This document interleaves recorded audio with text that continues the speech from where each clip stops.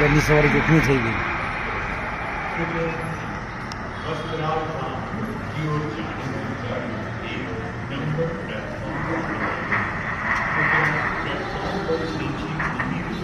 પૂરા ગયા હોંगे.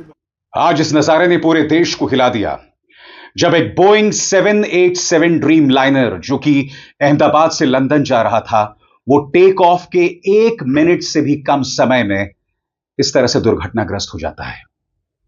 आखिर ये दुर्घटना क्यों हुई?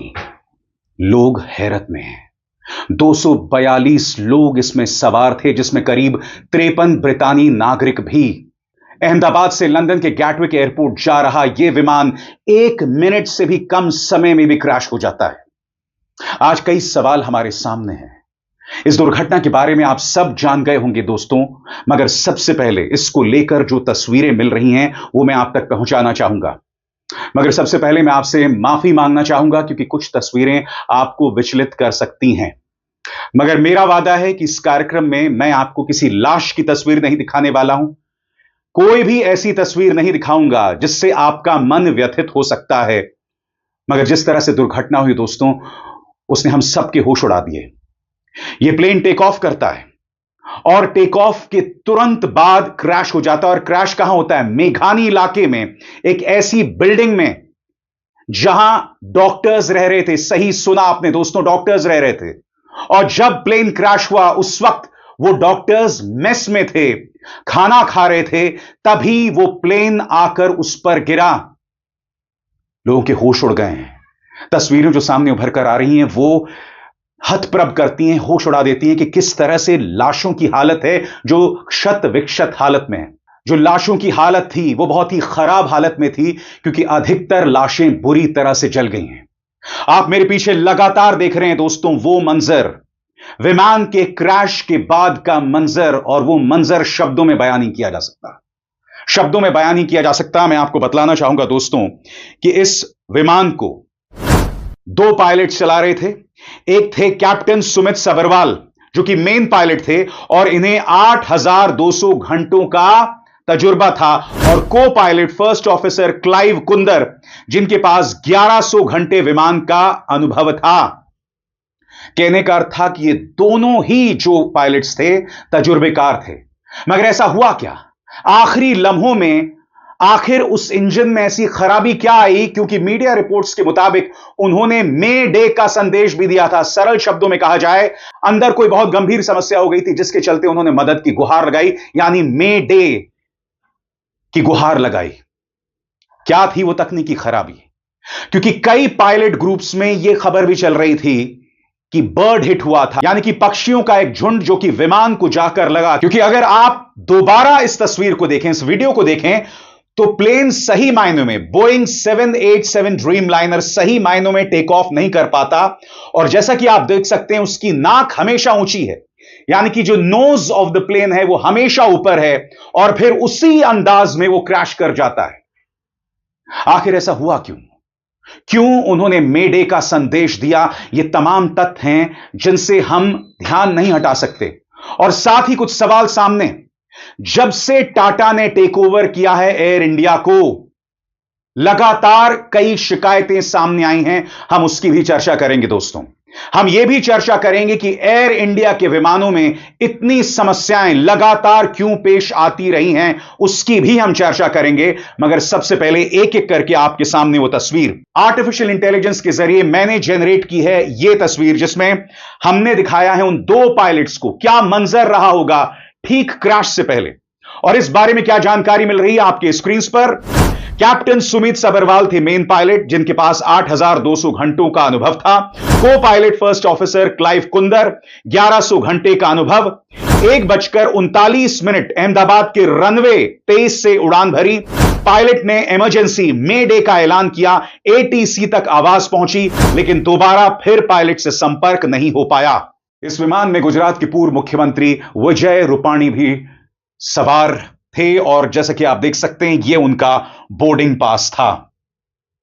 और जैसे ही दुर्घटना होती है एयर इंडिया अपनी तरफ से हेल्पलाइन शुरू करता है दोस्तों. और जैसा कि देख सकते हैं यह वो हेल्पलाइन है जो उन्होंने जारी की है 1800 569 1444. आइए सुनते हैं जैसी ये दुर्घटना होती है वहां मौजूद पुलिस ने क्या कहा। तो जो पता चला है वो ये है कि एयर इंडिया की जो लंदन जाने वाली फ्लाइट थी वो टेक ऑफ के बाद यहाँ पे क्रैश हो गई है, जिसमें प्रिलिमिनरी हमें पता चला है कि 223 जितने पैसेंजर थे। यहाँ पे जिस बिल्डिंग के ऊपर गिरी है वो डॉक्टर्स का हॉस्टल है। इंसिडेंट बनने के विदिन 2-3 मिनट्स में पुलिस, बाकी सभी बॉडियाँ, सिविल एडमिनिस्ट्रेशन, कॉर्पोरेशन वगैरह सभी लोग आ गए थे। फायर फाइटर वगैरह स्थल पे हाजिर है। लोगों को बचाने की और रेस्क्यू करने की कार्रवाई जारी है। ऑलमोस्ट 70 से 80% एरिया हमने क्लीन कर लिया, बाकी आने समय में हम लोग क्लियर कर लेंगे। मैं सभी मीडिया के मित्रों से रिक्वेस्ट करता हूं, सभी हमसे सहयोग करें। जितनी पुलिस और उसके अलावा जितनी भी agency, army, BSF, CISF, corporation, collector office के सभी स्टाफ सभी यहाँ काम में लगे हुए हैं। प्लीज हमसे सहयोग करिए। नजारा बहुत खौफनाक था दोस्तों, और जैसे कि आप इस तस्वीर में देख सकते हैं यह है उस बिल्डिंग पर क्रैश का नजारा। और आप देख सकते हैं प्लेन का एक हिस्सा, बोइंग 787 ड्रीम लाइनर का वो हिस्सा जो है वो बाकायदा बिल्डिंग पर दिखाई दे रहा है, जो अपने आप में निहायत ही खौफनाक मंजर है। खौफनाक मंजर है दोस्तों अपने आप में, जिससे आप अंदाजा लगा सकते हैं कि हालात कितने खराब होंगे। और इस वीडियो में आप देख सकते हैं कि किस तरह से आग बुझाने की कोशिश की जा रही है, क्योंकि ये जो बोइंग 787 ड्रीम लाइनर था ना दोस्तों, इसमें फ्यूल पूरी तरह से भरा हुआ था, पूरी तरह से फ्यूल भरा हुआ था दोस्तों। और जैसे ही ये क्रैश करता है मेघानी में, इस डॉक्टर्स बिल्डिंग पर जहां कई डॉक्टर्स रह रहे थे, तो वहां का तापमान बहुत ज्यादा बढ़ जाता है, क्योंकि जैसे मैंने बताया प्लेन के अंदर पूरा फ्यूल था। धमाका होता है, बुरी तरह से धमाका होता है, और तापमान बहुत ज्यादा बढ़ जाता है, बहुत ज्यादा बढ़ जाता है। और जो तमाम लाशें वहां से निकाली जा रही हैं बुरी तरह से जली हुई हैं, 100% बर्न्स के साथ, जिससे पता चल रहा है कि बचने का कोई भी रास्ता नहीं रहा होगा। मगर इस तरह की तस्वीरें सामने उभर कर आ रही हैं जिसमें लोगों को स्ट्रेचर्स में लाया जा रहा है। अब ये लोग कौन है, क्या वो बिल्डिंग में थे, क्या वो नीचे थे? क्योंकि जैसे मैंने बताया धमाका इतना बड़ा था, इतना बड़ा धमाका था कि जो आसपास लोग थे, जो सड़क पर लोग थे, वो भी चोटिल हुए। मगर विमान के अंदर जो लोग सवार थे उनकी क्या हालत हुई होगी एक ऐसे प्लेन के क्रैश होने के बाद। एक ऐसा प्लेन जो फुल्ली फ्यूल्ड था, इसका आप और हम अंदाजा भी नहीं लगा सकते। मैं अब आपको भावना की आवाज सुनाना चाहता हूं, भावना जिसकी बहन उस प्लेन में सवार थी। सुनिए वो क्या कह रही है।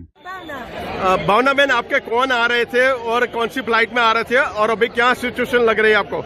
हमारी बहन जा रही थी एक बजे जा रही थी फ्लाइट। 1:10 की फ्लाइट थी और जा रही थी लंदन।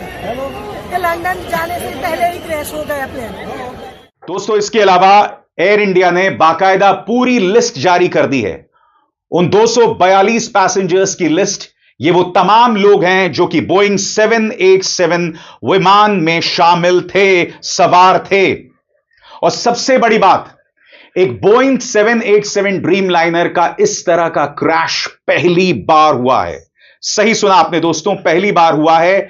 मैं आपको बतलाना चाहता हूं एविएशन जर्नलिस्ट, नागरिक उड्डयन पत्रकार जॉश कैहल क्या कह रहे हैं। Breaking, an Air India 787 Dreamliner with 242 passengers on board bound for London crashed shortly after takeoff. This would be first ever crash of a Boeing 787 Dreamliner. इससे पहले कभी भी कोई भी Boeing 787 Dreamliner क्रैश नहीं किया है। स्वाभाविक सी बात है दोस्तों, इससे कई सवाल खड़े हो रहे हैं और उन सवालों का जवाब देना होगा, क्योंकि इस देश में जवाबदेही नाम की कोई चीज नहीं है। कुंभ में भगदड़ हो जाती है, किसी की कोई जवाबदेही नहीं। एक रेलवे एक्सीडेंट हो जाता है, कोई जवाबदेही नहीं।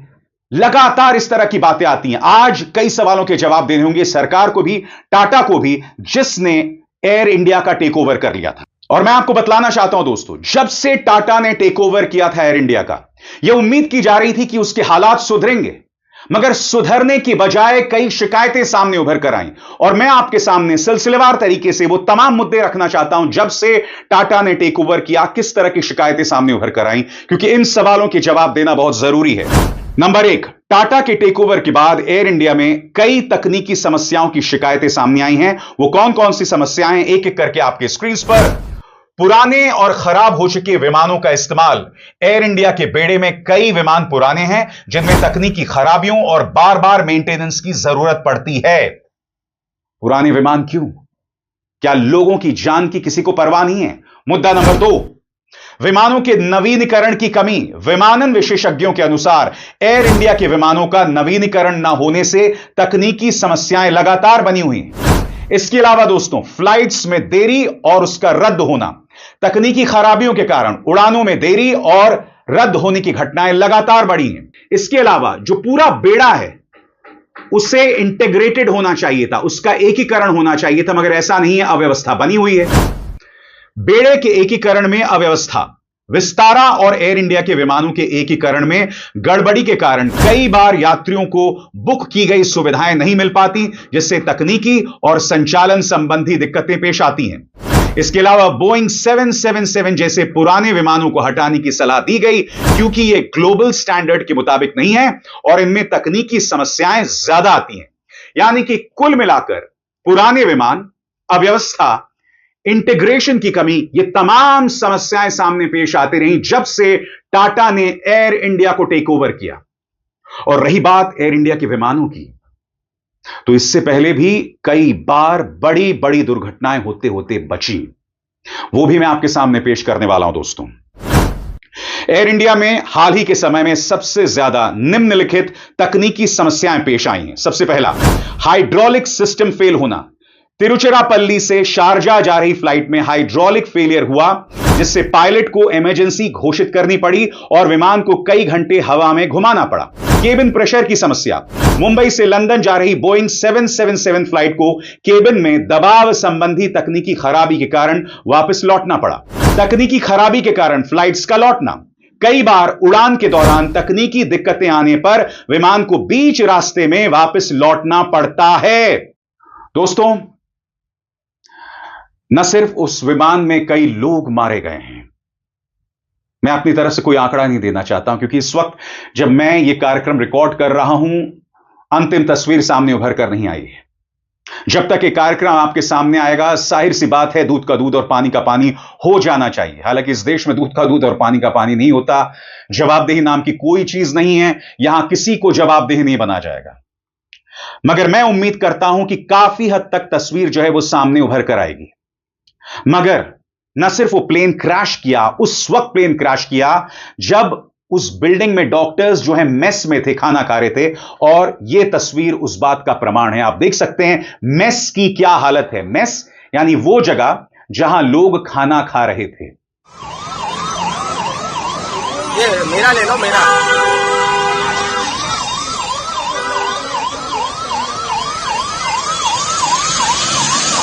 वो नेटवर्क का प्रॉब्लम है, मैं जा रहा हूँ, ये इसके मैं हूँ,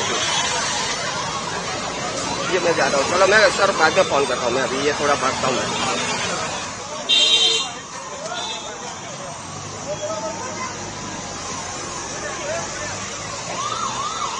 please sir, hello hello sir, ये हेलो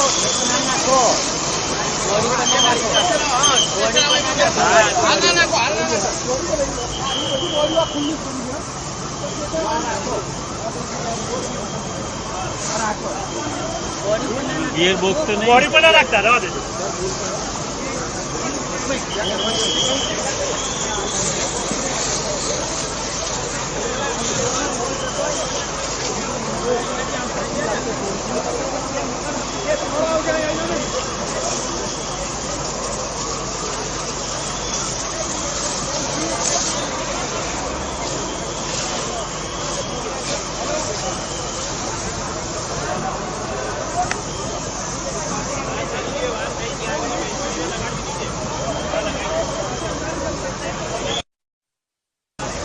हेलो, मैं हूँ अभी। हाँ जी, वो मेरे साथ धर्मेश जी है और राहुल भी है।